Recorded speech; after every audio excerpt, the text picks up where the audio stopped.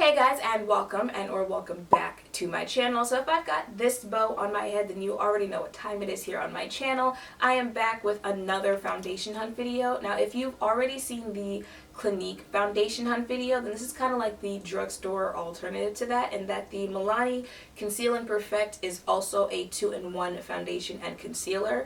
I've heard good hype about this, I've heard bad hype about this, but now I'm trying it out here on my channel. So stay tuned. So not only was this in my Pick 6 Deals haul, but this is also the foundation that won the polls on my Twitter and Snapchat accounts. When I said which foundation did you guys want to see next, this came in with flying colors, so that is why I'm doing it now. This retails for $9.99 for 1 fluid ounce. It also comes in 14 different shades. I know that sounds good to hear that it comes in 14 different shades, but like shades 1 through 13 are a variety of like light to medium. Anything brown to dark, you're most likely going to have to get the shade that I got, 14 Golden Toffee. So for anyone who has not seen a hunt of mine before, I'm going to let you know what this foundation claims to do. Try this foundation out with no other products but this foundation. Let it wear throughout the day and then come back later and let you know what I think about its claims and how it wore. So, this foundation claims to be medium to full coverage, lightweight, oil-free, long-wearing, water-resistant, and sweat-proof. Now, we know I tend to go somewhere in the medium coverage range when I'm picking out a foundation. Love lightweight, cannot stand feeling my makeup on my face. Long-wearing, I think we all want a long-wearing foundation. Water-resistant, I mean, I ain't going swimming, but if a guy wants to try it by taking her swimming, this might come in handy. And sweat-proof, I do sweat sometimes on my face, but that's usually like in the summer. And I do have an oily T-zone, so this might help. This might be good. We'll see. So opening it up, it does have a pump, which is an extra bonus because finding a pump on a drugstore foundation is like finding a high-end foundation in Sephora for like under $20. It just doesn't happen. But it's good when it does happen because pumps make it less messier when you're applying your foundation, and it helps you not use more product than necessary. So I'm just going to squeeze that. We'll do 1 pump for right now, see how that goes. And this is it on the back of my hand. We'll see how this color matching goes here.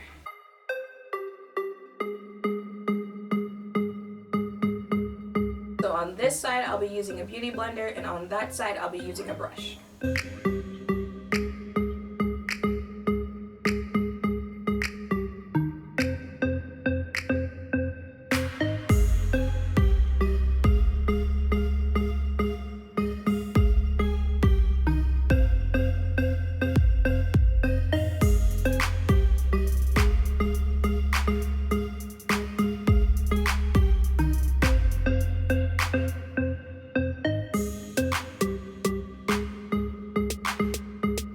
And on this side, I'll be using the Sigma F80 flat Kabuki brush.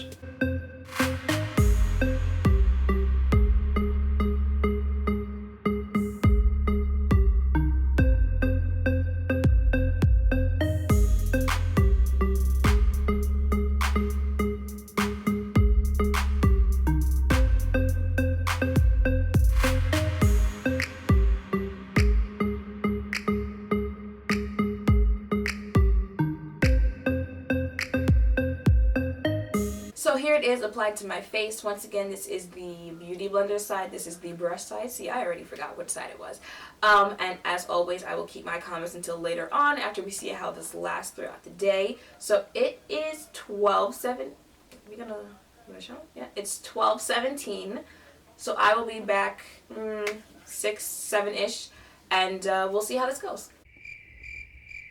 Okay, so I am back, and it is now 5:43.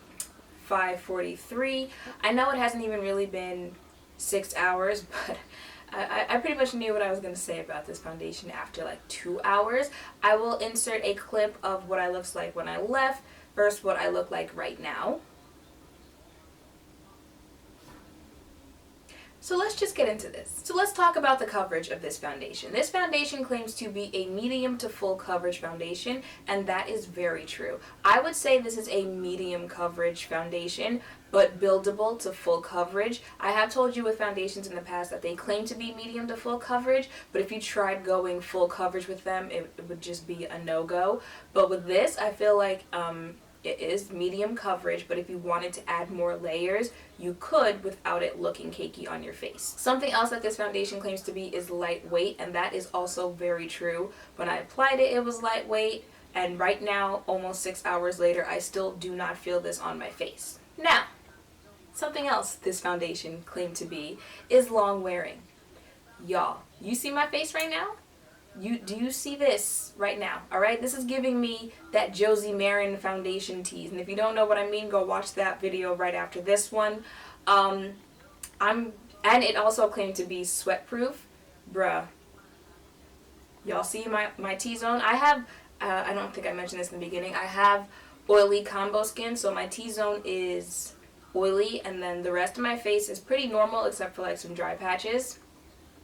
And where I get oily is like just seeping through. I feel like I've got like blinkers just shining on my T-zone right now because of the oil coming through my face.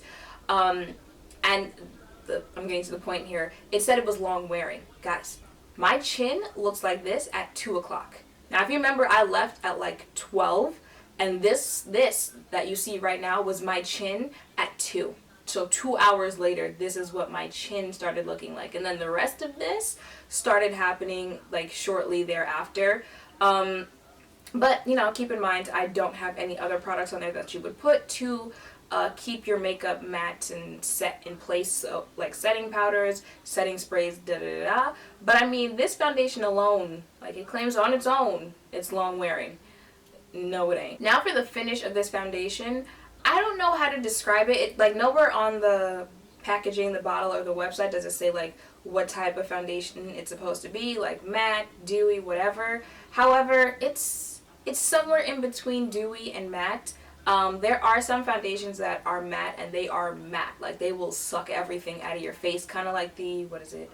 Is it L'Oreal Infallible? The Infallible foundation, the one that everyone talks about, that one is matte, alright? Like, nothing is showing through in that foundation. And then there are more dewy foundations. I can't name any right now because I don't think I own any because I don't usually go for dewy.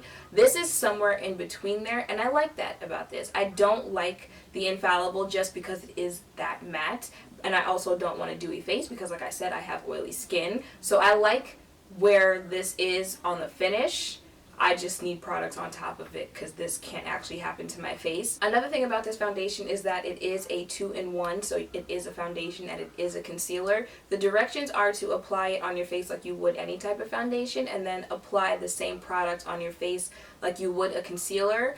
I don't think I would do that just because just applying it as the foundation, it did start creasing here underneath my eyes. So I feel like to apply the same product on as a concealer, even with other products, wouldn't look that great as a concealer. I would probably stick to my own concealer. I think the only other thing that I have to talk about is the color match. Okay. Yeah, I think it's just a color match. I'm not sure if I made any faces when I first applied it. However, right away after I applied it, I could tell I was probably going to have the same issue that I had with the Clinique foundation, which was the undertone. The undertone of this is very red, and a little too red for me, even though I do like foundations with red undertones. And I didn't take it down into my neck, you know, just doing this video. It's not like I was doing an actual routine or I was going anywhere today.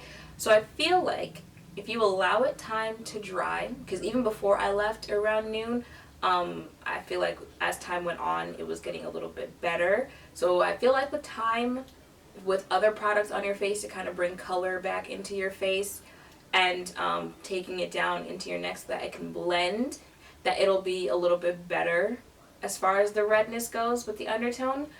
With that being said, the actual color with my skin, I feel was a pretty good color match. Like I said before, this is the darkest shade that it comes in, so anything like brown to deep, this is what you're going to have to work with. I think it was good.